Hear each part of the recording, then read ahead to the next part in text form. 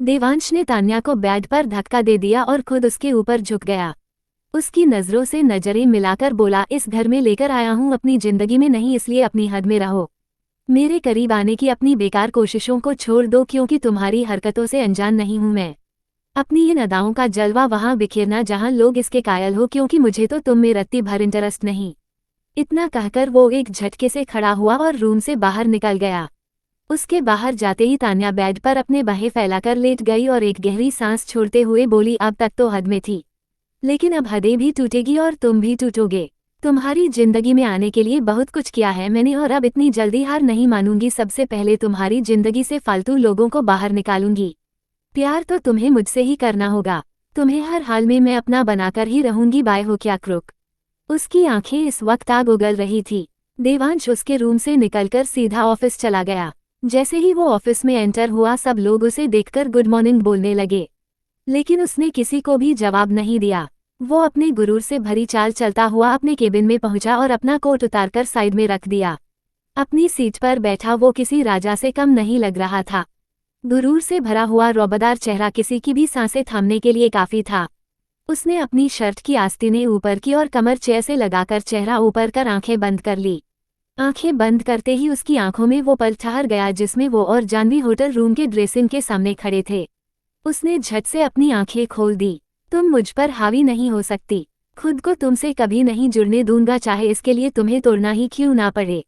वो मन ही मन बोला और काम में ध्यान लगाने की नाकामयाब कोशिश करने लगा। आदि देवांश के घर देवांश से मिलने गया तो सामने तान्या को सोफे पर बैठे देख हैरान हो गया। तान्या पहले भी बहुत बार देवांश के करीब आने की कोशिश कर चुकी थी, पर आदि हमेशा उसे बचा लेता था, इसीलिए वो उसकी नीयत से अच्छी तरह वाकिफ था।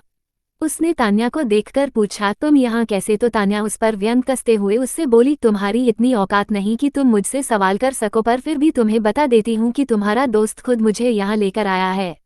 इम्पॉसिबल, ऐसा हो ही नहीं सकता। अब ऐसा बहुत कुछ होगा जो तुम्हारी सोच से परे होगा। बहुत जल्द मैं और देवांश एक हो जाएंगे। बोलती हुई वो खड़ी हुई और ईविल स्माइल पास करते हुए आदि के इर्द गिर्द एक चक्कर लगा दिया। आदि ने उसकी बांह पकड़कर उसे रोका और बोला, दिन में ख्वाब देखना बंद करो। देवांश की शादी हो चुकी है अब, इसीलिए उसका पीछा छोड़ दो। यही तुम्हारे लिए अच्छा होगा।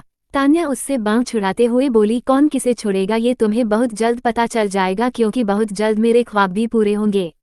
तुम्हारे ख्वाबों को हकीकत में कभी नहीं बनने दूंगा। रोक सको तो रोक लेना, क्योंकि अब देवांश खुद अपनी मर्जी से मुझे इस घर में लाया है और अब वो बहुत जल्द जानवी को छोड़कर मुझसे शादी करेगा। आदि ने उसकी बात का जवाब देना जरूरी नहीं समझा और उसे इग्नोर कर देवांश के रूम में जाने लगा तो सुजाता जी ने उसे पीछे से आवाज दी। उसने सुजाता जी से देवांश के बारे में पूछा तो उन्होंने उसे देवांश के जल्दी ऑफिस चले जाने के बारे में बताया। आदि ने जानवी के बारे में पूछा तो सुजाता जी ने उसे उसके रूम में होने के बारे में बताया। सुजाता जी से बात कर आदि भी ऑफिस के लिए निकल गया। बहुत जल्द उस जानवी और तुम्हें देवांश की जिंदगी से दफा करूंगी। उसके बाद देवांश और ये पूरी प्रॉपर्टी सिर्फ मेरी होगी। तब तुम्हें तुम्हारी औकात दिखाऊंगी कि तुम सिर्फ और सिर्फ एक नौकर हो। वो आदि को जाते देख गुस्से में मन ही मन बोली और अपने रूम की तरफ चली गई। आदि देवांश के केबिन में आया तो देवांश लैपटॉप पर काम कर रहा था। उसने देवांश का लैपटॉप बंद कर एक साइड रख दिया और गुस्से में उसे देखने लगा। देवांश ने उसे देखकर अपनी भौहें उचकाई तो वो गुस्से में बोला कि क्या तू मुझे बताएगा आखिर तू कर क्या रहा है? पहले तूने जानवी से शादी कर ली तो मुझे लगा शायद अब तू सुधर गया है, लेकिन कल रात तुझे और तान्या को साथ देखकर लग रहा है कि तूने अपनी लाइफ खराब करने की ठान रखी है और अब तो तू उसे अपने घर में भी ले आया है। तू जानता है उसे तुझसे क्या चाहिए? वो पहले भी तुझे बहुत बार फंसाने की कोशिश कर चुकी है। सब जानते हुए भी तू उसे घर ले आया और तूने एक बार भी भाभी के बारे में नहीं सोचा। भाभी शब्द सुनते ही देवांश ने नजरें उठाकर आदि की तरफ देखा तो आदि भी उससे नजरें मिलाकर बोला, तू भाई है तो उनको भाभी ही बोलूंगा। इसमें इतनी घूरने की क्या बात है? रिश्तों से ज्यादा काम पर ध्यान देगा तो तेरे लिए सही रहेगा। देवांश उसके चेहरे से नजर फेरते हुए बोला, नजरें चुराने से कुछ नहीं होगा। तू पहले मेरी बात का जवाब दे, आखिर तू चाहता क्या है? मेरी जिंदगी के फैसले लेने का हक सिर्फ मेरा है और उसमें मुझे किसी की दखलंदाजी पसंद नहीं, चाहे फिर वो कोई भी क्यों ना हो। भूल मत, यहाँ का मालिक मैं हूँ। इसलिए ऑफिस है तो यहाँ पर काम रिलेटेड बात करेगा तो ठीक है, नहीं तो दफा हो जा यहाँ से। दरवाजा खुला है। अपना ये गुस्सा दिखा कर तू मुझे चुप नहीं करवा सकता। जिंदगी तेरी है तो फैसले भी तेरे होंगे, लेकिन तेरे साथ एक जिंदगी अब और भी जुड़ चुकी है। उम्मीद करता हूँ अपनी नहीं तो कम से कम उसकी परवाह जरूर करेगा। चलता हूँ, शुक्रिया मुझे मेरी औकात दिखाने के लिए। इतना कहकर आदि गुस्से में वहां से चला गया। आदि तो चला गया था लेकिन देवांश के दिमाग में उसकी बातें घूम रही थी। उसने कुछ सोचते हुए अपनी आंखें बंद कर ली तो फिर से उसकी आंखों के सामने जाह्नवी की उम्मीद से भरी आंखें आ गई। वो आंखें जो शायद मोहब्बत के पहले एहसास से भरी हुई थी। देवांश ने झट से अपनी आंखें खोल दी और टेबल पर जोर की हाथ दे मारा। उसकी आंखों में एक अलग ही बेचैनी थी। कौन कम वक्त आग से जलता है, दिल जलाने के लिए महबूब की आंखें ही काफी हैं। टेबल पर रखा उसका फोन बजा तो फोन उठाते ही सामने वाले की बात सुनकर वो जल्दी में ऑफिस से निकल गया। देवांश जल्दी में ऑफिस से घर के लिए निकल गया। घर पहुंचते ही सुजाता जी ने उसे बताया कि जाह्नवी रूम का दरवाजा नहीं खोल रही है। सुबह से शाम हो गई लेकिन एक बार भी उसने दरवाजा नहीं खोला। तान्या वहीं खड़ी उनकी बातें सुन रही थी, मन ही मन अपनी पहली जीत पर खुश हो रही थी। उनकी बात सुनकर देवांश रूम की तरफ चला गया। उसने फिंगरप्रिंट से जैसे ही दरवाजा खोला और आगे बढ़ने लगा, उसके कदम ठिठक गए। वो 2 कदम पीछे हो गया और दिल में एक टीस सी उठी। सामने जाह्नवी टूटे हुए कांच पर बेसुध सी लेटी हुई थी। कांच की वजह से उसे कई जगह झरीटें आ गई थी जिनसे हल्का हल्का खून रिस रहा था।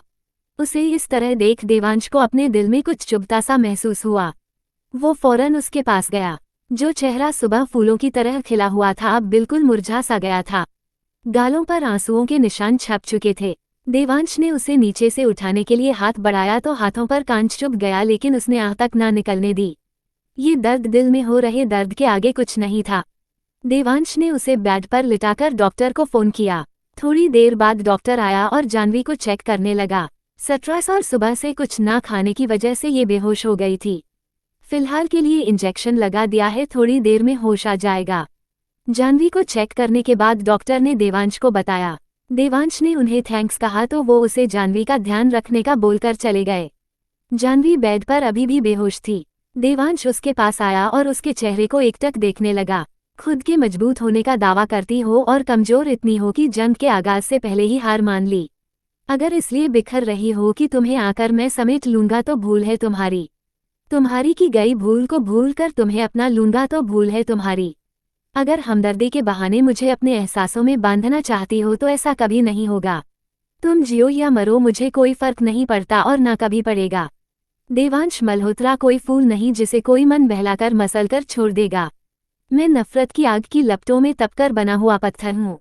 अगर दिल लगाने की कोशिश करोगी तो घाव तुम्हें ही होंगे। नफरत है मुझे तुमसे और हमेशा नफरत ही रहेगी। इतना कहकर वो रूम से निकल गया। उसने सुजाता जी को जाह्नवी की रूम में भेज दिया और खुद टेरेस पर चला गया। एक के बाद एक ना जाने कितनी ही सिगरेट उसने पी ली लेकिन दिल में लगी आग ठंडी होने की बजाय और सुलग रही थी। आंखों में बेचैनी और दिल में हो रही तड़प जब बर्दाश्त नहीं हुई तो रूम में वापस आ गया। देवांश ने रूम में आकर देखा तो जाह्नवी को होश आ गया था। सुजाता जी उसे सूप पिलाकर और उसके जख्मों पर दवाई लगाकर चली गई थी। जाह्नवी बेड पर तकिए से कमर लगाकर बैठी थी। चेहरा ऊपर कर सीलिंग को सूनी आंखों से देख रही थी। उसे देखकर देवांश की बेचैन धड़कनों को सुकून सा मिला, पर इस एहसास को नजरअंदाज कर वो रूम में आया और चीजों को इधर उधर करने लगा। कभी किसी चीज को उठाकर कहीं और रखता और फिर कभी उसी चीज को दोबारा उठाकर वापस उसी जगह रख देता जैसे खुद की उपस्थिति का आभास कराना चाहता हो। वो बार बार जाह्नवी को ही देखता जैसे उससे बात करने की कोशिश कर रहा हो, पर फिर खुद ही अपने एहसासों को झुठलाकर चुप रह जाता।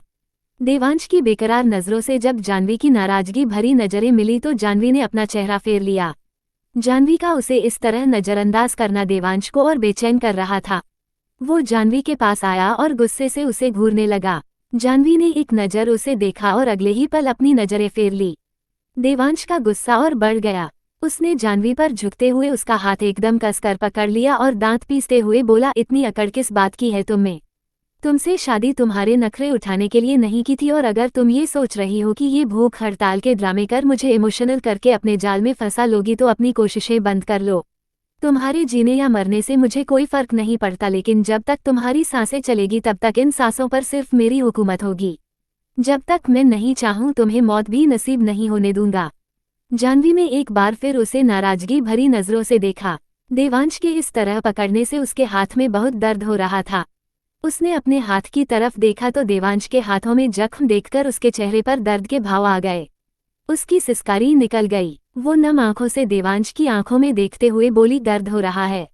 दर्द का सुनकर देवांश ने एकदम से उसका हाथ छोड़ दिया। जानवी जैसे तैसे बेड पर से उठी और फर्स्ट एड बॉक्स ढूंढने लगी। वो फर्स्ट एड बॉक्स लेकर देवांश के पास आई। जैसे ही उसने देवांश के हाथ को पकड़ने के लिए हाथ बढ़ाया, देवांश ने उसका हाथ रोक दिया। बेहोश होने से याददाश्त ही चली गई है क्या? चोट तुम्हें लगी है, मुझे नहीं। इस दवा की जरूरत तुम्हें है, मुझे नहीं। नफरत की आग में कई बार इंसान को खुद के घाव भी नहीं दिखाई देते। इंसान चाहे जितना भी पत्थर दिल क्यों ना हो, जिस्म पर लगे जख्म सबको दर्द देते हैं। ये बोलते हुए उसने एक बार फिर से देवांश के हाथ को पकड़ने की कोशिश की। उसने अपना हाथ फिर से एक बार उसके आगे से हटा लिया और उसकी आंखों में देखते हुए बोला, इतना कमजोर नहीं जो इन छोटे मोटे जख्मों से टूट जाऊं। सीने पर इतने जख्म है कि दवाई लगाने चले तो दुनिया भर के हॉस्पिटल कम रह जाएंगे, लेकिन कोई भी दवाई इन जख्मों को राहत नहीं दे पाएगी। अगर खुद का दिल जख्मी हो तो दूसरों को दर्द देकर उसे सुकून नहीं पहुंचाया जा सकता। समय के साथ सब घाव भर जाते हैं। जख्म चाहे दिल पर हो या जिस्म पर, मोहब्बत से सब घाव भर जाते हैं। उसकी आंखों में आंखें डालकर जवाब देते हुए उसने उसका हाथ पकड़ लिया और दवाई लगाने लगी। मोहब्बत मोहब्बत मोहब्बत, नफरत है मुझे इस मोहब्बत से, नफरत है मुझे तुमसे, नफरत है मुझे मोहब्बत के इस एहसास से। मेरी जिंदगी में मोहब्बत की गुंजाइश तक नहीं। कहते हुए उसने अपना हाथ जोर से झटका और फुर्ती से रूम में से बाहर निकल गया। देवांश तो चला गया, लेकिन जानवी के कानों में जो शब्द गूंज रहे थे वो थे, नफरत है मुझे मोहब्बत के इस एहसास से। वो कुछ सोच पाती इससे पहले ही दरवाजे पर एक बार फिर दस्तक हुई और सामने खड़े शख्स की नजरों में खुद के लिए उपहास देखकर जानवी की आंखों में लाली उतर आई। देवांश के जाने के बाद तान्या रूम में आई और जानवी को देख हंसने लगी। चच चच चच, हाउ रूड, क्या हालत हो गई है तुम्हारी? कितनी उदास और मायूस लग रही हो। मुझे तो देखकर ही तरस आ रहा है तुम पर कर भी क्या सकते हैं, अब तो पूरी जिंदगी तुम्हारा यही हाल रहने वाला है। बहुत दावे करती थी ना मेरी शादी मेरा पति बला बला, पर मैंने तो सुना कि वही पति तुमसे बेइंतहा नफरत करता है। तुम्हारा हाथ लगाना तक उसे मंजूर नहीं। वो उसके पास आते हुए बोली और फिर घमंड भरी मुस्कान के साथ उसके बिल्कुल करीब आकर धीरे से बोली, क्योंकि उसके दिल में मैं हूं और हमेशा मैं ही रहूंगी। जानवी की आंखों में गुस्सा लेकिन चेहरे पर एक मुस्कान थी। तुमने वो सुना जो तुम सुनना चाहती थी, लेकिन जो मैंने सुना वो तुम कभी ना सुन पाओगी, ना समझ पाओगी। मुझसे चाहे वो नफरत करे या मोहब्बत, वो उनकी मर्जी है। तुम्हें उसमें दखलंदाजी करने की ना जरूरत है, ना ही कोई हक। इस घर में मेहमान के तौर पर रह रही हो तो शौक से रहो, पर हमारे रिश्ते में अपनी नाक घुसाना बंद कर दो। देवांश के दिल में तुम्हारी कितनी जगह है ये सुनने में मुझे ना ही कोई दिलचस्पी है, ना ही कोई जरूरत। मेहमान बनकर जरूर आई हूं, पर बहुत जल्द तुम्हारी जगह यहाँ की मालकिन भी मैं बनूंगी और देवांश की पत्नी भी। अपने बालों में हाथ फिराते हुए वो बेहद घमंड से बोली, दिन में ख्वाब देखना बंद कर दो। मेरी जगह लेना तो दूर, उसकी सोच भी तुम्हारी सोच से परे है। सोचना तो तुम शुरू कर दो, क्योंकि इस रिश्ते में तुम्हें सिवाय दर्द और जिल्लत के कुछ नहीं मिलेगा। कब तक अपनी सेल्फ रिस्पेक्ट को खुद ही अपने पैरों तले रौंदती रहोगी? उसकी बात सुनकर उसने गहरी सांस ली और मुस्कुराते हुए उसे देखा और फिर बेहद संजीदगी से बोली, रिश्ते सौदेबाजी करने के लिए नहीं होते, रिश्ते निभाने के लिए होते हैं। मुझे इस रिश्ते से क्या मिलेगा क्या नहीं मिलेगा ये सोचना तुम्हारा काम नहीं है, और मेरा मान और मेरा स्वाभिमान भी दोनों इस रिश्ते से जुड़े हैं। पूरे हक से उनके घर में उनकी बीवी बनकर रह रही हूँ, ये मेरा मान है, और इस रिश्ते में मेरा समर्पण, मेरा आत्मसम्मान है। हमारे रिश्ते पर उंगली उठाने वाले को मुंह तोड़ जवाब देना भी मेरा स्वाभिमान है। चाहूं तो अभी उनकी पत्नी होने के हक से तुम्हें इस घर से निकाल सकती हूं, लेकिन चाहती हूं कि अपनी जिंदगी के फैसले वो खुद ले कि किसे उन्हें अपने घर में जगह देनी है और किसे नहीं। गलतफहमी में मत रहना कि उनके घर में जगह मिल गई तो उनकी जिंदगी में भी शामिल हो जाओगी, उनके दिल में पनाह मिल जाएगी। जिस तरह लाई गई हो उसी तरह उठाकर बाहर पटक भी दी जाओगी। गलतफहमी मुझे नहीं तुम्हें है। देवांश तुमसे नफरत करता है और यही नफरत उसे मेरे करीब लाएगी। तब तुम्हारा मान सम्मान सब धरा का धरा रह जाएगा और तुम्हें तुम्हारी असली औकात पता चलेगी। मुझे मेरी औकात याद दिलाने से पहले खुद की औकात सोच लेना कि एक पत्नी से उसके पति को छीनने की कोशिश कर रही हो। छीन नहीं रही हूँ, वो हमेशा से मेरा ही था। उसने गुस्से में जवाब दिया, होगा लेकिन अब नहीं, और मेरे होते हुए कभी होगा भी नहीं। उनके दिल में बेशक नफरत की आग हो, लेकिन मोहब्बत की बारिश आग की बड़ी बड़ी लपटों को शांत कर देती है। जानवी गुस्से से उसे देखती हुई लेकिन शांत आवाज में उसे बोली, मैं उन अंगारों को कभी शांत नहीं होने दूंगी। तुम दोनों कभी एक नहीं हो सकते। तुम्हारा ये रिश्ता कभी पूरा नहीं होगा।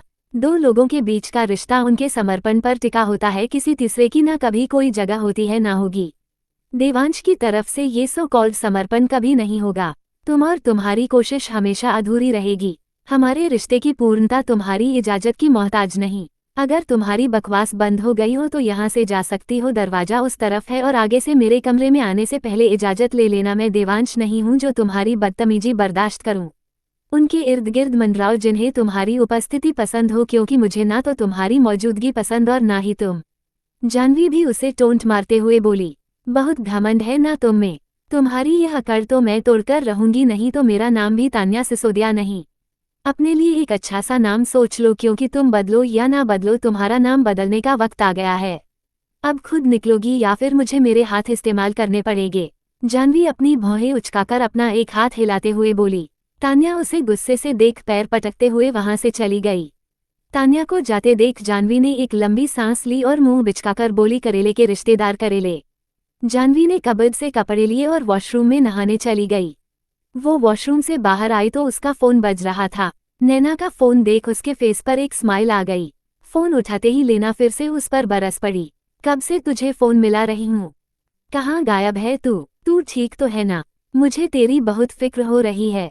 बोल ना, अब चुप क्यों है? अगर तू बोलना बंद करेगी तो ही मैं कोई जवाब दूंगी। मैं ठीक हूँ, वॉशरूम में थी इसलिए तेरा फोन नहीं उठा पाई।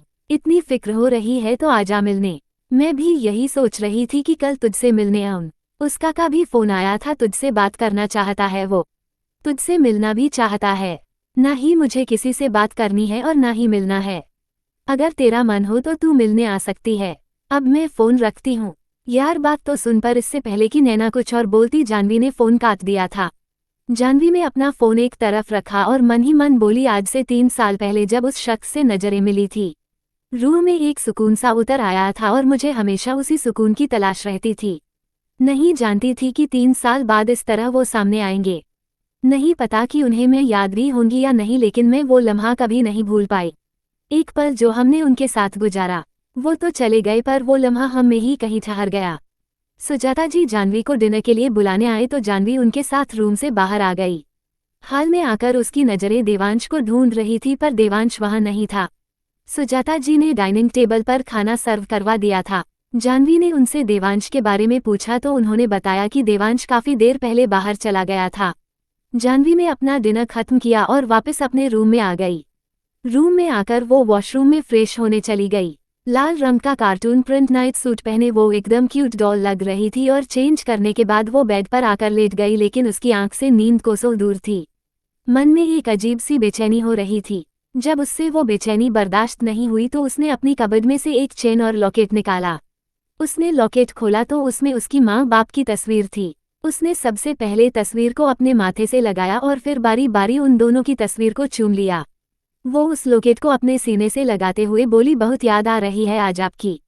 अगर आप मेरे साथ होते तो मुझे समझते और मुझे समझाते भी। जिंदगी उलझ सी गई है जिसे मैं लाख कोशिशों के बाद भी सुलझा नहीं पा रही। आज आपकी कमी बहुत महसूस हो रही है। माँ बाप साथ होते हैं तो बच्चे हर जंग लड़ लेते हैं, फिर चाहे वो हारे या जीते, क्योंकि उनके पास उनकी माँ बाप की दी हुई हिम्मत होती है। लेकिन मेरे पास तो लड़ने के लिए हिम्मत ही नहीं, तो हार और जीत का तो सवाल ही नहीं बनता। दूसरों से तो मैं फिर भी लड़ लूं, लेकिन खुद से कैसे लड़ूं? चाहे आप साथ नहीं हो, लेकिन खुद को कभी अकेला नहीं समझा मैंने। आपकी कमी हमेशा दिल को एक दर्द सा देती है, लेकिन दुनिया के सामने फिर भी हंसती हूँ मैं, क्योंकि लोगों के सामने खुद को कमजोर नहीं बना सकती मैं। लेकिन जब आईने में खुद अपनी ही आंखों में देखती हूँ तो महसूस होता है इनमें दर्द, तो दूसरों की सूनी आंखों पर से कैसे नजरें फेर सकती हूँ मैं। एक बार नहीं, हर बार महसूस किया है वही सूनापन। जो इंसान खुद की परवाह किए बिना किसी की जिंदगी बचाए वो पत्थर दिल तो नहीं हो सकता। चोट हम दोनों को लगी थी उस दिन, लेकिन उनकी आंखों में जो दर्द था वो मेरे लिए था। खुद की तो उन्हें कोई परवाह ही नहीं थी। जब उनकी आंखों में देखा था तो दर्द में भी एक सुकून मिला था, वो सुकून जो उनसे मिलने से पहले तक कभी नहीं मिला था और ना ही उनके जाने के बाद मिला। जो इंसान रूह को सुकून दे वो जिस्म को दर्द कैसे दे सकता है? हमेशा मुझे दर्द देने की बात करते हैं, मुझसे बदला लेने की बात करते हैं, मुझे सजा देने की बात करते हैं, लेकिन मेरी एक आह सुनकर तड़प उठते हैं। कभी लगता है वो मुझे भूल गए होंगे तो कभी लगता है याद हूँ शायद। अगर भूल गए होंगे तो कभी याद भी नहीं दिलाऊंगी, लेकिन अगर याद हूँ तो कभी भूलने भी नहीं दूंगी। नहीं जानती क्यों खुद पर नफरत का झूठा आवरण चढ़ा रखा है, लेकिन आपके अंदर छुपे एक कोमल दिल इंसान को बखूबी पहचानती हूँ मैं। खुद से बातें करते करते कब उसकी आंखें नींद से बोझिल हो गई उसे पता ही नहीं चला। लॉकेट को यूं ही हाथों में लिए वो वैसे ही सो गई। इधर दूसरी तरफ क्लब में नशे में चूर देवांश हाथों में ड्रिंक लिए बैठा था। दुनिया भर का शोर था क्लब में, लेकिन उसके मन के अंदर का शोर उससे भी कहीं ज्यादा था। ड्रिंक पर नजर गड़ाए वो खुद से ही सवाल किए जा रहा था, आखिर क्यों तुम्हारे आगे कमजोर पड़ जाता हूँ। तुम्हें तो मैं याद भी नहीं होऊंगा, लेकिन मैं आज तक नहीं भूला तुम्हें। हमेशा नफरत की आग में जला हूं मैं, लेकिन जब पहली बार तुम्हें देखा था तो दिल को मोहब्बत का एहसास हुआ था, लेकिन उसे अपनी नफरत पर हावी नहीं होने दे सकता था। दिल में दबी कहीं मोहब्बत तुम्हें देखते ही अपना अख्तियार को बैठी थी, लेकिन दिमाग ने उसे सिरे से नकार दिया। इंसान जब खुद से मोहब्बत करे तो उसकी जिंदगी हसीन हो जाती है, लेकिन जब खुद के वजूद से ही नफरत हो तो उस नफरत में उस इंसान की पूरी जिंदगी बर्बाद हो जाती है। खुद को इस नफरत में बर्बाद कर चुका हूं मैं, अब मोहब्बत करके अपने साथ किसी और को बर्बाद करने की गुंजाइश ही नहीं बची। एक छोटे से बच्चे की तरह मासूम थी तुम, अब भी वही हो। खुद को तुम पर हारा था महसूस किया था मैंने। चाहता तो कहीं से भी ढूंढकर अपनी जिंदगी में शामिल कर सकता था, लेकिन नहीं ढूंढा तुम्हें, क्योंकि जानता हूँ मेरा सच जानकर इस मोहब्बत को ठुकरा दोगी तुम, और अगर तरस खाकर मुझसे मोहब्बत करोगी भी तो भीख में मिली मोहब्बत मंजूर नहीं मुझे। ना मैं तुम्हें मुझसे मोहब्बत होने दूंगा और ना ही खुद पर इस मोहब्बत को हावी होने दूंगा। मेरी तरफ से तुम्हें हमेशा बेरुखी मिलेगी। तुम्हें मुझसे मोहब्बत होने का एक भी कारण नहीं दूंगा, जबकि नफरतों की चिंगारियां बेहद होंगी। एक नज़र तुम्हें आईने में खुद के साथ देखा था, उस पल को चाहकर भी अपनी आंखों से नहीं हटा पा रहा हूँ। अगर अब नजरें मिली तो इन आंखों को तुम्हारी आंखों की तलब लग जाएगी और खुद को किसी और को नियंत्रित नहीं करने दे सकता। मेरे दिल की धड़कनें मेरी ही रहेगी, तुम उन्हें बेधड़क धड़काओ, ऐसा मैं नहीं होने दूंगा। इन एहसासों को खत्म होना ही होगा। खुद से न जाने कितनी ही देर वो बात करता रहा। कैसा बेवफा है हमारा दिल, हमारे जिस्म में तुम्हारा नाम लेकर धड़कता है। खुद से बातें करता हुआ वो ड्रिंक टेबल पर छोड़ लड़खड़ाता हुआ क्लब से बाहर निकल गया। अपनी कार का दरवाजा खोलता उससे पहले ही एक लड़की ने उसे पीछे से अपनी बाहों में कस लिया। देवांश ने पलटकर उसे देखा तो उसकी आंखें गुस्से से लाल हो गई। देवांश लड़खड़ाता हुआ क्लब के बाहर आया तो अपनी गाड़ी में बैठता उससे पहले ही पीछे से किसी ने उसको अपनी बाहों में कस लिया। देवांश ने पलटकर देखा तो सामने तान्या को देख उसकी आंखों में गुस्सा उतर आया। उसकी मुठ्ठियां कस गई, उसने उसकी बाहें जोर से झटक दी। तान्या ने फिर से उसे अपनी बाहों में कस लिया और उसके सीने से लगती हुई बोली, मुझे पता था तुम उस जानवी से प्यार नहीं करते। तुम सिर्फ और सिर्फ मुझसे प्यार करते हो। तुम सिर्फ मेरे हो, वो तो तुम्हारे स्टैंडर्ड की भी नहीं है। कहाँ वो सड़क छाप और कहाँ तुम द देवांश मल्होत्रा। उसने कुछ ना कुछ ऐसा जरूर किया होगा जिसकी वजह से मजबूरन तुम्हें उससे शादी करनी पड़ी। उसने पक्का तुम्हें अपनी बातों में फंसाया होगा, इसीलिए तुमने उससे शादी की है ना। लेकिन कोई बात नहीं, तुम अब उसे छोड़ दो, हम दोनों जल्द ही शादी कर लेंगे। मैं जानती थी तुम सिर्फ मुझसे प्यार करते हो। उसकी बातें सुनकर देवांश की आंखें गुस्से से लाल हो गई। उसने उसके हाथों पर अपने हाथ कस दिए, घोड़े के झटके से खुद पलटते हुए उसके हाथों को उसकी पीठ से लगाकर मोड़ दिया। वो उसकी आंखों में आंखें डालकर दांत पीसते हुए बोला, बीवी है वो मेरी। उसके स्टैंडर्ड से मैच करने के लिए अगर तुम 10 जन्म भी ले लो तो भी कम है। मैं चाहे उससे प्यार करता हूँ या नहीं, लेकिन तुमसे ना कभी किया है और ना कभी करूँगा। अपनी जुबान पर उसका नाम लाने से पहले 10 बार सोच लेना।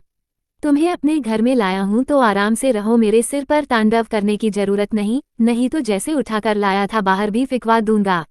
उसे आईना दिखाने से पहले खुद को एक बार आईने में जरूर देख लेना। कुछ कहा नहीं तो इसका मतलब ये नहीं कि कुछ जानता भी नहीं हूँ। जो हरकत तुमने की थी चाहूँ तो उसकी ऐसी सजा दे सकता था कि तुम्हें खुद नहीं पता चलेगा तुम कहाँ गायब हुई। तुम्हारा बाप धरती पाताल एक कर दे तो भी तुम्हारे बारे में पता नहीं लगवा पाएगा, लेकिन ये आखिरी बार था जब तुम्हारी घटिया हरकतों को नजरअंदाज किया है, क्योंकि हर बार माफ कर दूं भगवान नहीं हूं मैं। शैतान हूं जो अपने दुश्मनों से ज्यादा करीबियों पर नजर रखता है। ये प्यार मोहब्बत की बातें उनके लिए रखो जो इन बातों में आ जाए, मुझे इनके एहसास से तो क्या इन शब्दों से भी नफरत है, कहकर उसे दूर झटक देता है। तान्या फिर से उसके करीब आकर उसके चेहरे को अपने हाथों में लेकर बोली, मैं नहीं जानती तुम्हें किससे नफरत है, किससे नहीं, लेकिन इतना जरूर जानती हूँ कि मैं तुमसे बेहद प्यार करती हूँ और हर हाल में तुम्हें पाकर रहूंगी। जानवी तुम्हें कभी खुश नहीं रह पाएगी। मैं तुम्हें वो सब देने के लिए तैयार हूँ जो वो तुम्हें कभी नहीं दे सकती। तुम एक बार मेरे करीब आओ तो सही, उसके बाद तुम भी मेरे बिना नहीं रह पाओगे। देवांश अपने चेहरे से उसके हाथ हटाते हुए बोला, कोशिश करके देख लो, जैसे हर बार फेल होती आई हो वैसे ही आगे भी होती रहोगी। मुझे पाना तुम्हारी औकात से बाहर है। ना तो तुम मेरी चॉइस हो और ना ही ऑप्शन। इतना कहकर देवांश पलटकर फिर से गाड़ी की तरफ जाने लगा, पर फिर रुकते हुए बोला, जो जिस्मों से शुरू हो वो कभी मोहब्बत नहीं हो सकती। मोहब्बत तो वो है जो जिस्म से लिपटे बिना रूह में उतर जाए। इतना कहकर वो तेजी से गाड़ी में जाकर बैठ गया और फिर फुल स्पीड में गाड़ी दौड़ा दी। देवांश मल्होत्रा, मोहब्बत का तो नहीं पता, लेकिन तुम जुनून हो मेरा, और जिद भी। अपनी जिद पूरी करने के लिए तुम्हारी जिद में तोड़कर रहूंगी।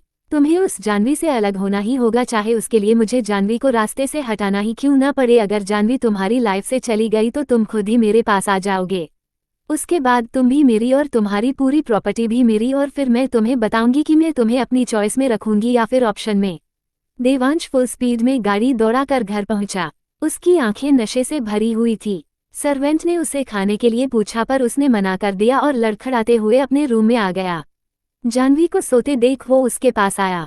जानवी बेड पर बैठे बैठे ही सो गई थी। सोते हुए वो क्यूट सी बच्ची लग रही थी, पर रोने से गालों पर आंसुओं के निशान छप चुके थे।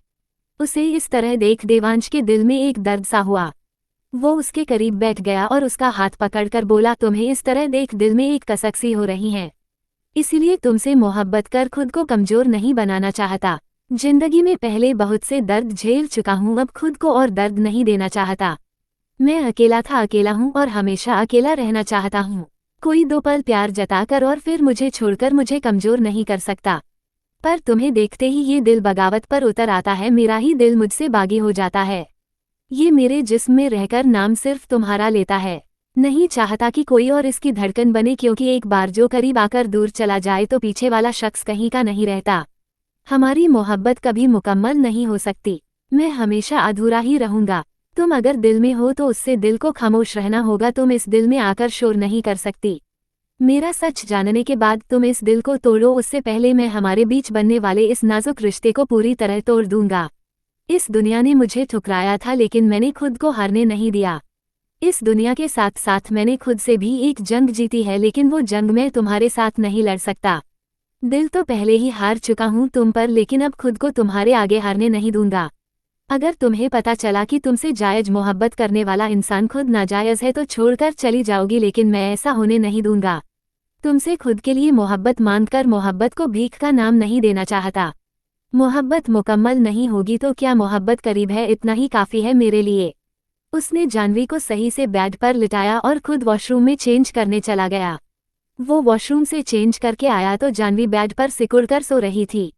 वो उसके पास आकर उसके ऊपर कंबल उड़ाता है और फिर उसके चेहरे की तरफ झुकने लगता है। देवांश वॉशरूम से चेंज करके बाहर आया तो जानवी ठंड की वजह से सिकुड़कर सो रही थी। देवांश ने उसे अच्छे से लिटाकर कंबल उसके ऊपर उड़ा दिया और खुद उसके करीब आकर उसके चेहरे के ऊपर झुकने लगा। जैसे जैसे वो जानवी के करीब आया उसके दिल की धड़कन बढ़ने लगी। मन में जो बेचैनियां शोर कर रही थी उन सबको सुकून सा मिल गया।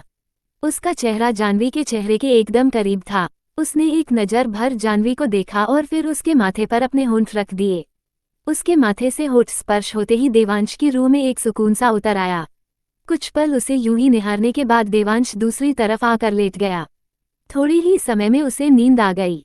सुबह जानवी की आंख खुली तो खुद को देवांश के करीब यूं सोते देख जो आंखें नींद से कसमसा रही थी वो एकदम से खुल गई। उसका सर एकदम देवांश के सीने से सटा हुआ था। एक हाथ भी देवांश के सीने पर ही था और दूसरा हाथ देवांश के सिर के नीचे था। अगर वो अपना हाथ उसके सिर के नीचे से निकालती तो देवांश की आंख खुल जाती। वो कुछ पल वैसे ही लेटी सोचती रही। सोते हुए भी देवांश के चेहरे पर एक मुस्कान थी जो जानवी ने शायद पहली बार देखी थी, जैसे कई दिनों बाद सुकून से सोया हो। नींद में मुस्कुरा रहा है, लेकिन जैसे ही नींद खुलेगी बबलगम की जैसे मुंह फुलाकर बैठ जाएगा। इसके उठने से पहले ही यहाँ से निकलना बेहतर है, वो मन में बड़बड़ाती हुई देवांश के सिर के नीचे से अपना हाथ निकालने लगी। जैसे ही उसने अपना थोड़ा सा हाथ सरकाया देवांश की आंख खुल गई। जानवी को अपने सामने देख उसके चेहरे पर मुस्कान खिल गई, लेकिन जल्द ही उसने वो मुस्कान छुपाकर अपना चेहरा गंभीर कर लिया। लेकिन छुपाते छुपाते भी वो मुस्कान जानवी ने देख ली, जिससे जानवी के चेहरा खिल गया, लेकिन उसने भी चेहरे पर भाव नहीं आने दिए। जानवी वहां से खड़ी हो गई और अटकती हुई बोली, मैं रात को वो ऐसे ही सो। उसे इस तरह अटकते देख देवांश ने अपना हाथ दिखाकर उसे रोक दिया और उठते हुए बोला, तुम्हारी बकवास सुनने के लिए मेरे पास बिल्कुल टाइम नहीं है। कबर्ड में से कपड़े लेकर वो चेंज करने चला गया। जानवी उसे जाते देखते रह गई। वो मन ही मन बोली, सोते हुए जितना मासूम लगता है जागकर उतना ही खतरनाक बन जाता है। देवांश फ्रेश होकर कपड़े चेंज कर जिम में चला गया। उसे जाते देख जानवी ने एक लंबी सांस ली और अपने कपड़े लेकर वो भी नहाने चली गई। देवांश जब दोबारा रूम में आया तो जानवी आईने के सामने खड़ी तैयार हो रही थी। देवांश ने एक नज़र उसे देखा तो उसकी नज़रें जानवी पर जम गई। उसी समय जानवी आईने में देखते हुए ही ड्रेसिंग से सिंदूर उठाकर अपनी मांग भरने लगी तो देवांश से नजरें टकरा गई। देवांश ने हड़बड़ाकर अपनी नजरें फेर ली, जिसे देख जानवी के होठों पर एक मुस्कान तैर गई। जानवी तैयार होकर नीचे हॉल में आई तो सुजाता जी ने उसे गुड मॉर्निंग विश किया। सुजाता जी ने उसे कहा, वैसे तो हम इस घर की केयरटेकर है, लेकिन हमने देवांश बाबा को अपना बेटे की तरह माना है। उन्होंने भी हमें बहुत सम्मान दिया है। अगर आप बुरा ना माने तो क्या आप आज अपनी पहली रसोई की रस्म पूरी करेंगे, क्योंकि हम चाहते हैं कि आपकी शादी की सब रस्में पूरी हो। आप इतना हक से कह रही है तो आपका कहना मैं कैसे टाल सकती हूँ। जानवी ने उनका हाथ पकड़कर मुस्कुराते हुए जवाब दिया। तान्या वही दूसरी तरफ खड़ी उनकी बातें सुन रही थी। वो गुस्से में दांत पर दांत जमाते हुए बोली, पहली रसोई माय फुट, जब मेरी और देवांश की शादी होगी तो सबसे पहले इस जानवी के साथ इस नौकरानी को भी घर से बाहर निकालूंगी। और पैर पटकते हुए वहां से चली गई। जानवी ने पूरा ब्रेकफास्ट अपने हाथों से बनाया था। किचन में स्टाफ उसकी मदद के लिए खड़ा था, पर उसने बिना किसी की मदद के खुद सारा नाश्ता बनाया। मीठे में उसने गाजर का हलवा बनाया था। नाश्ते की खुशबू पूरे घर में फैल गई थी। सुजाता जी ने सारा नाश्ता डाइनिंग टेबल पर लगवा दिया। देवांश जैसे ही हॉल में आया सुजाता जी को देखकर बोला, आज इतनी अच्छी खुशबू आ रही है कि मेरी भूख और बढ़ गई। अब बस जल्दी से नाश्ता दे दीजिए। सुजाता जी उसे कुछ कहने को हुई, पर जानवी ने इशारे से उन्हें मना कर दिया। उन्होंने देवांश को जल्दी से नाश्ता परोस दिया। जानवी भी साथ बैठकर खाने लगी। गाजर हलवा खाते ही देवांश बोला, आज तो मजा आ गया। दिल कर रहा है आपके हाथ चूम लूं। क्या खाना बनाया है आपने आज, और ये गाजर हलवा तो बहुत टेस्टी बना है। जानवी को उसकी बात सुनकर धक्का लग गया तो वो जोर से खांसने लगी। देवांश ने जल्दी से पानी का गिलास उठाया और उसकी तरफ बढ़ा दिया। सुजाता जी उसकी पीठ सहलाने लगी तो वो थोड़ी नॉर्मल हुई। सुजाता जी ने मुस्कुराते हुए उसे देखा और फिर देवांश की तरफ देखकर बोली, अगर आपको हाथ चूमने हैं तो जानवी बेटा के चूमिए, क्योंकि आज का खाना हमने नहीं उन्होंने बनाया है। ये सुनकर ही जानवी के गाल शर्म से लाल हो गए। अब धक्का लगने की बारी देवांश की थी। सुजाता जी ने उसे पानी दिया तो उसने एक बारी में पानी का पूरा गिलास खाली कर दिया और फिर गिलास रखते हुए मुंह बनाकर बोला, इतना भी खास नहीं है, और ये हलवा तो एकदम बकवास बना है। अगर ऐसा ही खाना बनता रहा तो घर में खाना खाना बंद करना पड़ेगा। जानवी गुस्से से उसे घूर रही थी। सुजाता जी छोटी सी डिब्बी उसे देते हुए बोली, ये हमारी तरफ से आपकी पहली रसोई के लिए। आपने हमारी बात का मान रखा, इतना बहुत है हमारे लिए। जानवी ने नीचे झुककर उनके पैर छू लिए तो उन्होंने भी उसे सदा खुश रहो का आशीर्वाद दिया। देवांश एकदम गंभीर चेहरा बनाए उन्हें ही देख रहा था। हमें बिना बताए शादी भी कर ली और अब रस्में भी पूरी की जा रही है। एक कड़कती हुई आवाज दरवाजे की तरफ से आई तो सबने नजरें उठाकर दरवाजे की तरफ देखा। सामने एक 50-52 वर्षीय महिला जो डिजाइनर साड़ी पहने, गहनों से लदी हुई एक चलती फिरती घमंड और रईसी की दुकान लग रही थी, वो खड़ी थी। सुजाता जी के चेहरे के भाव नॉर्मल ही रहे, पर जानवी ने उन्हें प्रश्नसूचक नजरों से देखा तो देवांश भी उन्हें देखकर टेढ़ा मुस्कुरा दिया। सुजाता जी ने जानवी को गिफ्ट दिया तो जानवी ने भी पैर छूकर उनका आशीर्वाद लिया। देवांश चेहरे को गंभीर बनाए उन दोनों को ही देख रहा था। तभी दरवाजे की ओर से एक कड़कती आवाज गूंजी, शादी में शामिल करना तो दूर की बात, तुमने मुझे अपनी शादी के बारे में बताना भी जरूरी नहीं समझा। आवाज सुनकर सबने पीछे मुड़कर दरवाजे की तरफ देखा तो एक 50-52 वर्षीय महिला डिजाइनर साड़ी पहने, गहनों से लदी हुई, जिसके चेहरे पर घमंड और रईसी झलक रही थी, हाथों में पसलिए दरवाजे पर खड़ी थी। उसके पीछे 2-4 नौकर हाथों में शगुन का सामान लेकर खड़े थे। सभी नौकर और सुजाता जी बिना चेहरे पर किसी भाव के उसे देख रहे थे, जबकि जानवी उन्हें सवालिया नजरों से देख रही थी, जैसे कि जानने की कोशिश कर रही हो कि वो है कौन। दूसरी तरफ देवांश ने उन्हें देखकर होठों को गोलकर हवा छोड़ दी और टेढ़ा मुस्कुरा दिया। वो पैर पटकती हुई अंदर आए और जानवी को ऊपर से लेकर नीचे तक घूरकर देखने लगी, जैसे नजरों से ही उसका स्कैन कर रही हो। वो अभी कुछ और बोलती उससे पहले ही देवांश अपने दोनों हाथ पॉकेट में डालकर पूरे एटीट्यूड से बोला, जब मैंने आपको अपनी जिंदगी में ही शामिल नहीं किया तो शादी में शामिल करने का सवाल ही नहीं बनता। तुम्हारी मर्जी से कुछ नहीं होगा। सच्चाई तो यही है कि तुम चाहकर भी मेरी मौजूदगी को अपनी जिंदगी से निकाल नहीं सकते। तुम हमारे रिश्ते को झुठला नहीं सकते। रिश्ता आपके लिए होगा पर मेरे लिए ना कभी था ना कभी होगा। आप मेरी कुछ नहीं लगती। देवांश ने गुस्से में एकदम सर्द लहजे में कहा। तुम्हारे कहने से कुछ नहीं होगा। सच्चा यही है कि मैं तुम्हारी माँ हूँ और तुम मेरे बेटे। और फिर जानवी पर एक नज़र डालते हुए, और ये मेरी बहू, वो सिर्फ मेरी बीवी है, उसका आपसे कोई रिश्ता नहीं है। मुझे इस बारे में कोई भी बात नहीं करनी, लेकिन अगर आपको करनी है तो गेस्ट रूम में चलिए, जो भी बात होगी वही होगी। देवांश फिर से पूरे गुस्से में बोला। उसकी आंखें गुस्से से एकदम लाल थी, जैसे पूरा खून आंखों में उतर आया हो। जानवी उन दोनों को ध्यान से देख रही थी और उनके बीच हो रही बात को समझने की कोशिश कर रही थी। उसे इतना तो समझ आ गया था कि शायद सामने खड़ी औरत देवांश की मां है, लेकिन ये बात समझ नहीं आ रही थी कि देवांश उसे अपनी मां मानने से इनकार क्यों कर रहा है। देवांश उसकी आंखों में उमड़ रहे सवालों को पढ़ पा रहा था। वो उसके पास आया और बिल्कुल गंभीर होकर बोला, बाहर वालों की बातों पर ज्यादा ध्यान देने की जरूरत नहीं है, अपने रूम में जाओ और रेस्ट करो। जब तक बाहर ना बुलाया जाए आने की जरूरत नहीं है। किसी को कहीं जाने की जरूरत नहीं है, जो भी बात होगी सबके सामने होगी। उसे भी पता चलना चाहिए कि उसका और मेरा क्या रिश्ता है। वो औरत व्यंग से मुस्कुराती हुई बोली, एक बार में आपको समझ नहीं आता क्या?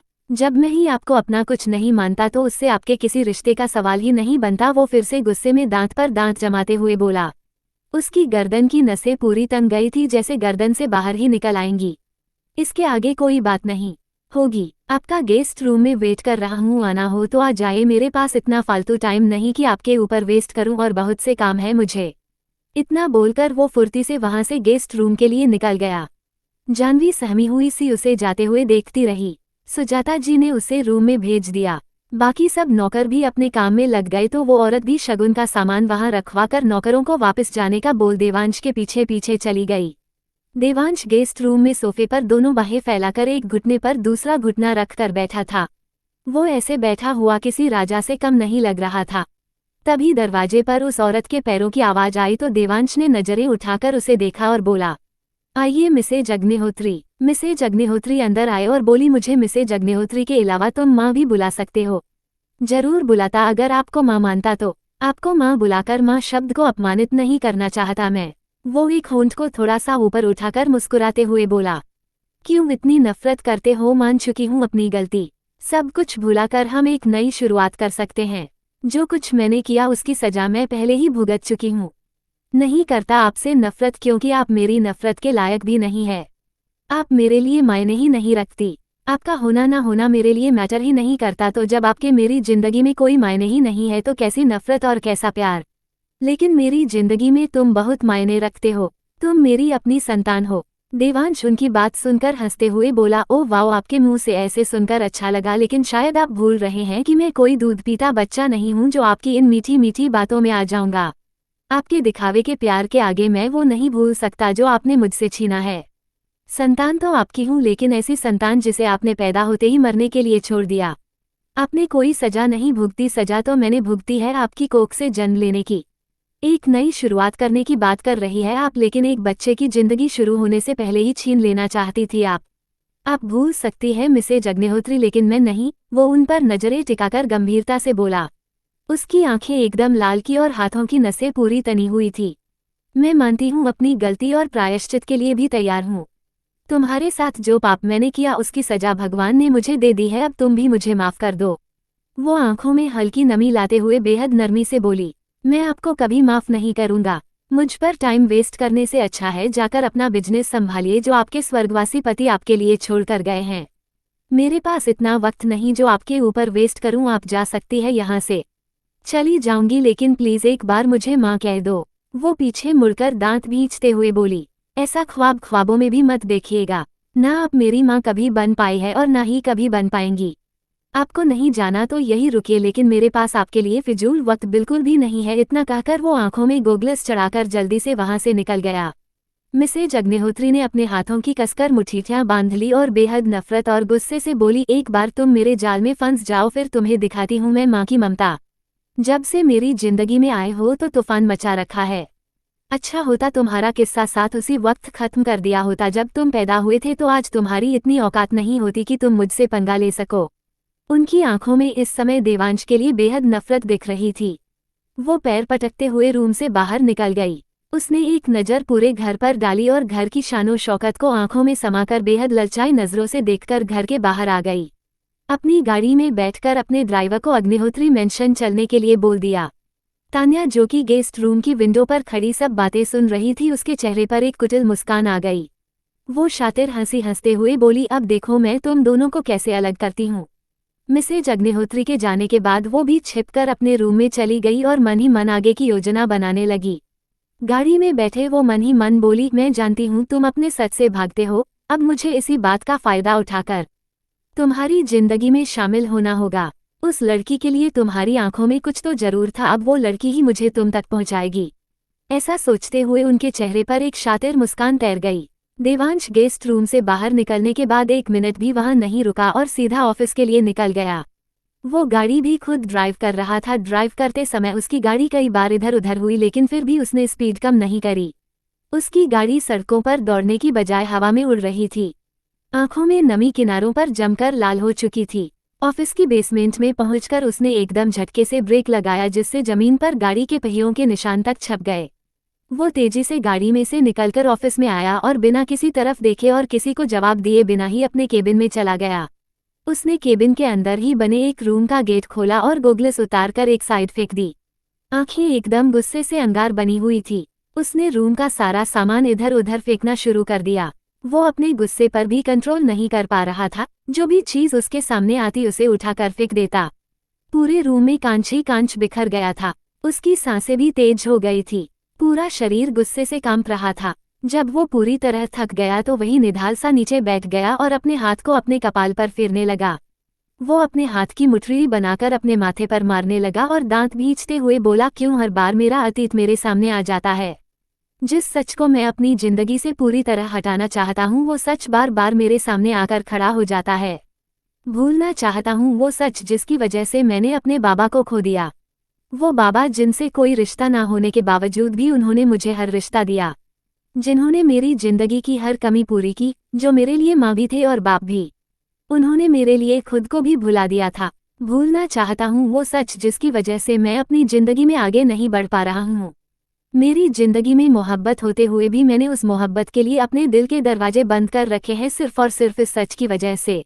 उसने अपने दोनों हाथों से सिर के बालों को जकड़ लिया और चीखते हुए बोला, वो सच जिसने मेरी पूरी जिंदगी को खोखला कर दिया, जिसने मुझे खुद से नफरत करने पर मजबूर कर दिया।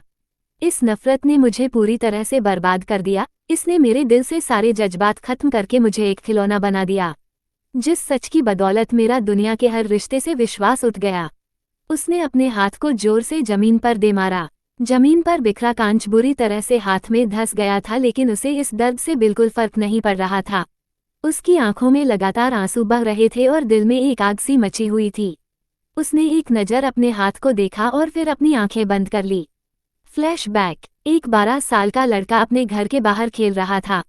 खेलते खेलते वो घर के अंदर आया तो सामने उसके बाबा अपने हाथों में एक कपड़े की छोटी सी गांठ लिए बैठे थे। वो अपने बाबा के पास आया और बोला, क्या बाबा आप भी हर दूसरे दिन इसी गांठ को लेकर बैठे रहते हैं? आखिर ऐसा क्या है इसमें? आप मुझे बताते भी नहीं हो। मैं हर बार देखता हूँ आपको कि जब भी आप इस गांठ को लेकर बैठते हो आप परेशान हो जाते हो। क्या आप मुझे अपनी परेशानी नहीं बताओगे? उसके बाबा उसके चेहरे को प्यार से दुलारते हुए बोले, आज मैं तुझे सब बताऊंगा जो बोझ बहुत सालों से मेरे दिल में है, आज मैं वो सब हटा देना चाहता हूँ। उन्होंने उस गांठ की तरफ देखा। वो गांठ दिखने में बहुत मैली लग रही थी, जैसे कई वर्षों पुरानी हो और खोली भी ना हो। उन्होंने उस गांठ को खोला। उसमें कुछ नोट थे जो बेहद पुराने थे। वो आदमी उन पैसों को उस बच्चे के आगे रखते हुए बोला, ये तेरी जिंदगी की कीमत है। वो बच्चा हैरानी से उस आदमी को देख रहा था। वो आदमी भी बच्चे के चेहरे पर आए हुए भावों को आसानी से पढ़ पा रहा था। उसने आगे कहना जारी रखा, आज मैं तुझे वो सच बताऊंगा जिसे जानकर शायद तुझे तेरे बाबा पर गुस्सा भी आए, लेकिन यकीन करना मैं खुद भी आज तक आत्मग्लानि से जूझ रहा हूँ। ये वो कीमत है जिसे लेकर मैंने अपनी जिंदगी की सबसे बड़ी भूल की, जिसकी वजह से मैं खुद से भी नजर नहीं मिला सकता। आज से 10 साल पहले मैं बहुत गरीब था। अगर पैसे होते तो सारा दिन शराब पी कर पड़ा रहता, और नहीं होते तो कहीं से चोरी चकारी कर शराब का इंतजाम कर लेता। उस दिन भी मैं एक नाले पर बैठकर शराब पी रहा था कि मुझे एक रोते हुए बच्चे की आवाज़ सुनाई दी। आवाज़ वहीं कहीं नाले के आसपास से ही आ रही थी। मैंने नाले के पास बनी झाड़ियों के पास जाकर देखा तो एक औरत और एक आदमी एक बच्चे को हाथों में लेकर खड़े थे। उन्होंने बच्चे को कपड़े से लपेटा हुआ था। वो औरत और आदमी आपस में झगड़ रहे थे। आदमी, अगर तुमने दवाई ले ली होती तो ये पैदा ही नहीं होता। अगर मेरे घर पर पता लग गया तो मेरी बीवी मुझे छोड़कर चली जाएगी। मैं बर्बाद हो जाऊंगा। मेरी सारी प्रॉपर्टी मेरी बीवी के नाम है। मैं रोड पर आ जाऊंगा। औरत, तुम तो बर्बाद हो जाओगे, लेकिन मैं तो पहले ही बर्बाद हो गई। मुझे भी तुम जैसे फटीचर से शादी करने का कोई शौक नहीं है, जो खुद अपनी बीवी के दम पर जीता हो, जिसके पास खुद की एक फूटी कौड़ी नहीं है। तुम मेरी जरूरत भी नहीं पूरी कर सकते। शौक तो दूर की बात है। आदमी, ये वक्त लड़ने का नहीं है। जल्दी से इसे यहाँ रखो और मेरा पीछा छोड़ो। आगे से न तुम मुझे जानती हो और न ही मैं तुम्हें जानता हूँ। वो औरत उस बच्चे को वही नाले पर रख देती है और उस आदमी को बोलती है, हमारा रिश्ता यहीं खत्म, अब तुम अपने रास्ते और मैं अपने रास्ते। वो आदमी और औरत उस बच्चे को वही नाले पर रखकर अलग अलग गाड़ी में वहां से चले गए। उस औरत को तो मैं नहीं जानता था, लेकिन वो आदमी उस शहर का बहुत नामी इंसान था। वो सब देखकर मेरी आंखों में लालच आ गया। मैंने उनके जाने के बाद वहां जाकर वो बच्चा उठा लिया और उसे अपनी बाहों में भरकर बोला, मेरी सोने की मुर्गी, अब तू मुझे मालामाल करेगी। फ्लैशबैक। मैं उस बच्चे को उठाकर घर ले आया और योजना बनाने लगा कि कैसे इस बच्चे की मदद से पैसा कमाया जाए। मैंने सबसे पहले उस आदमी और औरत के बारे में पता किया। उस आदमी के बारे में तो मैं जानता ही था, इसलिए ज्यादा मुश्किल नहीं हुई। वो आदमी रंजीत वर्मा था, जो एक मध्यम वर्गीय परिवार से था, पर उसकी शादी एक अमीर लड़की से हुई थी। शादी के बाद उसने अपना परिवार भी छोड़ दिया था। उसे अलग अलग लड़कियों की लत थी, इसीलिए उसका नाम आए दिन किसी के साथ जुड़ता रहता था। और वो औरत माया अरोड़ा थी, जो पैसों के लालच में लड़कों को फंसाया करती थी। लेकिन रंजीत के साथ रिश्ता बनाने के बाद उसे पता चला कि रंजीत के खुद के नाम पर कुछ भी नहीं है, सब कुछ उसकी बीवी का है। उन दोनों के रिश्ते की बदौलत ही माया प्रेग्नेंट थी। वो दोनों ही इस बच्चे को नहीं चाहते थे, लेकिन माया की सेहत के चलते वो इस बच्चे को गिरा नहीं पाए और उसे इस बच्चे को जन्म देना ही पड़ा। लेकिन उन दोनों में से कोई भी उस बच्चे को नहीं रखना चाहता था, क्योंकि माया की शादी एक अमीर बिजनेसमैन मयंक अग्निहोत्री के साथ फिक्स हो रही थी। शादी में कोई रुकावट न आए, इसीलिए ही वो दोनों जल्द से जल्द उस बच्चे से छुटकारा पाना चाहते थे। मैंने सबसे पहले उन दोनों से कांटेक्ट करने की कोशिश की। माया से मिलना आसान था, इसीलिए सबसे पहले मैं उसी से मिला। जब मैंने उसे ब्लैकमेल किया तो उसने मुझे रंजीत से मिलवाने का बोल दिया। मैं जानता था कि रंजीत से मुझे अच्छी खासी रकम मिल सकती है, इसीलिए मैं उसकी बात मान गया। अगले ही दिन मैं रंजीत से मिला। मैंने रंजीत को भी ब्लैकमेल किया कि मैं सबको उनकी असलियत बता दूंगा और फिर उसकी बीवी भी उसे छोड़ देगी। रंजीत मेरी धमकी से डर गया और उसने मेरे हाथ में कुछ पैसे रख दिए। जल्द ही उन्होंने मुझे और पैसे देने को भी कहा। अपने हाथ में पैसों को देखकर मेरी आंखें लालच से भर गई। मुझे सिर्फ और सिर्फ अपनी शराब के लिए पैसे चाहिए थे, इसलिए मैंने उनसे ज्यादा बहस नहीं करी। मैं वो पैसे लेकर अपने घर आ गया। मैंने वो पैसे पालने में सोए हुए उस बच्चे के पास रख दिए और खुश होते हुए बोला, ये देख तेरी पहली कमाई, ये है तेरी कीमत। उन पैसों को उसके पास रखते ही वो बच्चा जोर जोर से रोने लगा। उस बच्चे को घर लाए मुझे 2 दिन हो गए थे, लेकिन 2 दिन में वो बच्चा एक भी बार नहीं रोया था। लेकिन जैसे ही वो पैसे मैंने उसके पास रखे, वो ऊंची ऊंची रोने लगा। मैं उसको संभालने में लग गया। कभी उसको दूध पिलाता तो कभी झूला झूलाता। सारी रात मेरी उस बच्चे को संभालने में लग गई। लेकिन वो रात मेरी जिंदगी की सबसे खुशनसीब रात थी, क्योंकि उस दिन मेरे अंदर एक इंसान की भावना पैदा हुई। मैंने अपने शराब को साइड में रख उस बच्चे की देखभाल करनी शुरू की। उसे संभालते संभालते कब सुबह हो गई मुझे पता ही नहीं चला। वो पहली रात थी जब मैंने एक बूंद भी शराब नहीं पी थी। मैं सारा दिन शराश के नशे में रहता था। अगर कुछ वक्त तक मुझे शराब नहीं मिलती तो मैं कांपने लग जाता था। लेकिन उस दिन मुझे कुछ भी नहीं हुआ, जैसे मुझमें एक नया इंसान पैदा हो गया हो। अगले दिन भी यही जारी रहा। मैं पूरा दिन उस बच्चे को संभालता रहा और मुझे शराब की तलब बिल्कुल नहीं लगी। ऐसे ही कई दिन बीतते गए। मेरा उस बच्चे से मोह बढ़ता जा रहा था, पर अंदर ही अंदर मुझे आत्मग्लानि हो रही थी कि मैंने एक छोटे से बच्चे को पैसे कमाने का जारिया समझा। मुझे उस बच्चे से बेहद लगाव हो गया था, इसीलिए मैंने उसका नाम देवांश रखा और उसे अपना नाम दिया, देवांश केशव मल्होत्रा। अब मुझे डर लगने लग गया था कि कोई मुझे मेरे देवांश से दूर ना कर दे, इसलिए मैं उसे उस शहर से लेकर बहुत दूर आ गया। मैं उस बच्चे के लिए माँ और बाप दोनों बना। उस बच्चे को अच्छी जिंदगी देने के लिए जी तोड़ मेहनत करने लगा, ताकि उसे अच्छे से पढ़ा लिखा सकम, लेकिन सच्चाई तो ये थी कि मैंने नहीं बल्कि उस बच्चे ने मुझे एक अच्छी जिंदगी दी थी। उसने मुझे हंसना सिखाया, अपने लिए जीना सिखाया। उसकी एक मुस्कान देखकर मेरा दिन बन जाता था। मैं पूरी तरह से बदल चुका था, लेकिन अब भी मेरी अंतरात्मा मुझे बार धिक्कारती कि मैंने अपने बच्चे की कीमत वसूल की। मैंने वो पैसे खर्च नहीं किए थे, इसीलिए मैंने उनको एक कपड़े में बांधा और अलग रख दिया। वो बच्चा अपने बाबा की बात बड़ी ध्यान से सुन रहा था। उसके लिए ये बातें बहुत बड़ी थी, शायद उसकी उम्र नहीं थी इन बातों को समझने की, लेकिन फिर भी वो बहुत कुछ समझ चुका था। उसने रोते हुए बस एक ही बात कही, मैं वही बच्चा अपने बाबा को बड़ी उम्मीदों से देख रहा था, वो कि उसके बाबा ना में सिर हिला दे, लेकिन अपने बाबा का मौन देखकर उसकी सारी उम्मीदें टूट गई। उम्मीदों के साथ वो खुद भी बुरी तरह से टूट गया था। उसने रोते हुए बस अपने बाबा को गले लगा लिया। दोनों के आंसू लगातार बह रहे थे। खामोशी में सिर्फ आंसुओं की सिसकारी सुन रही थी। उसके बाबा ने उसे गले लगाते हुए ही कहा, मुझे ये कर्ज उसे वापस देना है। मैं इस बोझ को और अपने ऊपर बर्दाश्त नहीं कर सकता। तू सिर्फ मेरा बेटा है। ये पैसे जो कीमत उन्होंने मुझे तेरी दी थी वापस कर, तुझ पर से उनका हक हमेशा के लिए खत्म करना चाहता हूँ। देवांश ने बस हाँ में सिर हिला दिया। आंसू खत्म नहीं हो रहे थे। वो रोता रोता अपने बाबा के गले लगकर वहीं सो गया।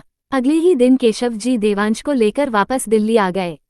देवांश उनके साथ नहीं आना चाहता था, लेकिन केशव जी ने उसे अपनी कसम दी तो वो मना नहीं कर पाया।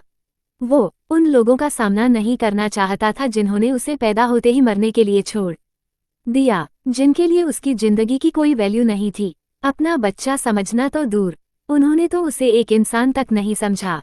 किसी कूड़े की तरह फेंककर चले गए।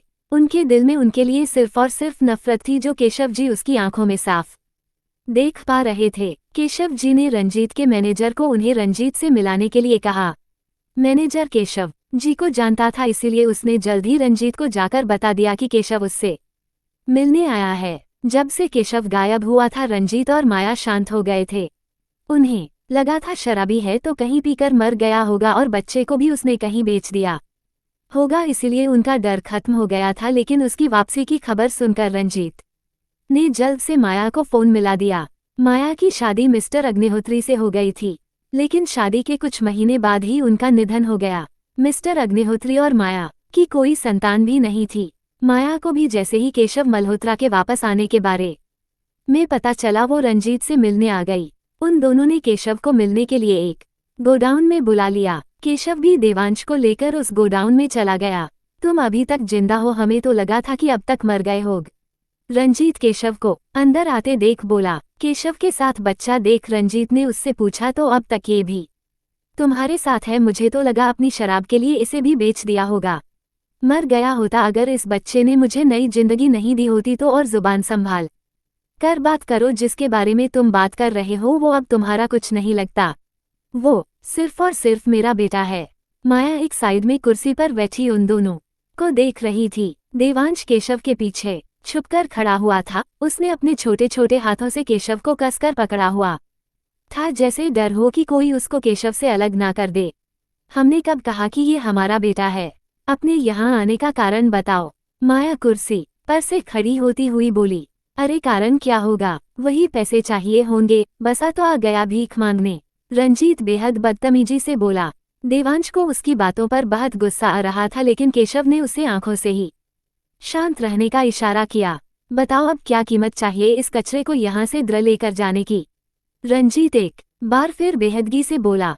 उसकी बात सुनकर केशव का दिल पसीज सा गया। वो नम आंखों से उन्हें देखते हुए बोला, शर्म आती है मुझे तुम जैसे इंसानों को देखकर। कोई अपनी औलाद को कचरा कैसे कह सकता है? वो माया की तरफ पलटकर बोला, रंजीत के पास तो उसका परिवार है, इसीलिए उसको शायद इस बच्चे की कदर नहीं, लेकिन तुम्हारे पास तो ना ही परिवार है और ना ही कोई औलाद। क्या तुम्हारा दिल नहीं करता अपने बच्चे को गले लगाने का, उसे बेटा कहकर बुलाने का? इतनी पत्थर दिल कोई औरत कैसे हो सकती है? तुम्हारे दिल के टरे नहीं हो रहे उसे इस तरह धिक्कारने से? तुम्हारे अंदर थोड़ी सी भी ममता नहीं? क्या तुम्हारी आत्मा धिक्कारती नहीं तुम्हें? उसकी बात सुनकर माया गुस्से से लाल होते हुए बोली, अपना भाषण अपने पास रखो, मुझे इसकी जरूरत नहीं। तुम बस अपना मुंह बंद रखने की कीमत बताओ। जो तुम्हें चाहिए वो तुम्हें मिल जाएगा। मैं आज यहाँ से कुछ लेने नहीं बल्कि तुम्हें तुम्हारी अमानत वापस देने आया हूँ।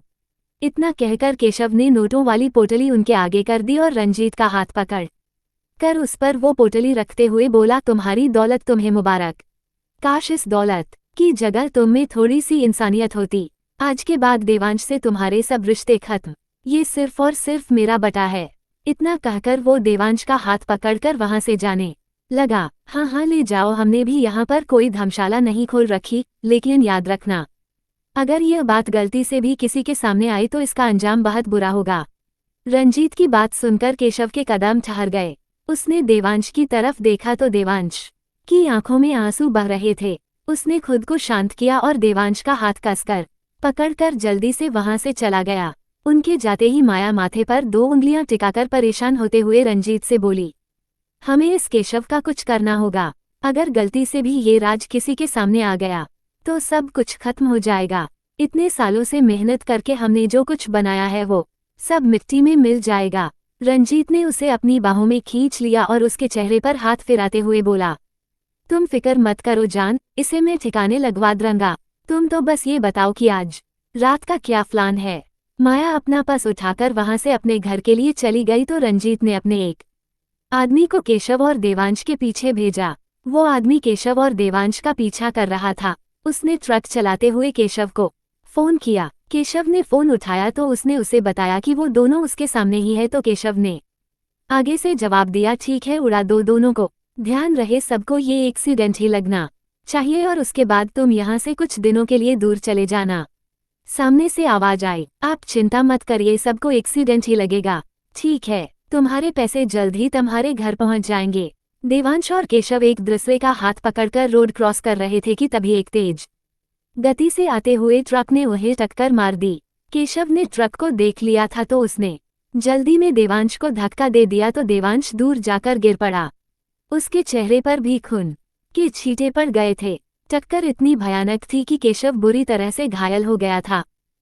कुछ लोगों की मदद से केशव को हॉस्पिटल ले जाया गया लेकिन वहां डॉक्टरों ने उसे मृत घोषित कर दिया। एक्सीडेंट से लेकर अब तक देवांश की आंखों में एक भी आंसू नहीं था। उसने अपने आंखों और चेहरे को साफ किया लेकिन कुछ था जो उसकी आंखों में बिल्कुल छप चुका था। वो था वो हादसा और उस ड्राइवर का चेहरा, वही चेहरा जो थोड़ी देर पहले उसने रंजीत के बिल्कुल पीछे खड़ा देखा था। वो बेजान मृत केशव के पास आया और उसके हाथ को अपने हाथ में लेकर बोला, बाबा उन्होंने मुझसे मेरी जिंदगी छीनने की कोशिश की। मैंने उन्हें कुछ नहीं कहा लेकिन उन्होंने मुझसे मेरे बाबा छीन लिए। ये उन्होंने ठीक नहीं किया। इसका अंजाम उन्हें भुगतना होगा, जरूर भुगतना होगा। ये कहते हुए उसकी आंखों में सिर्फ और सिर्फ गुस्सा और नफरत थी।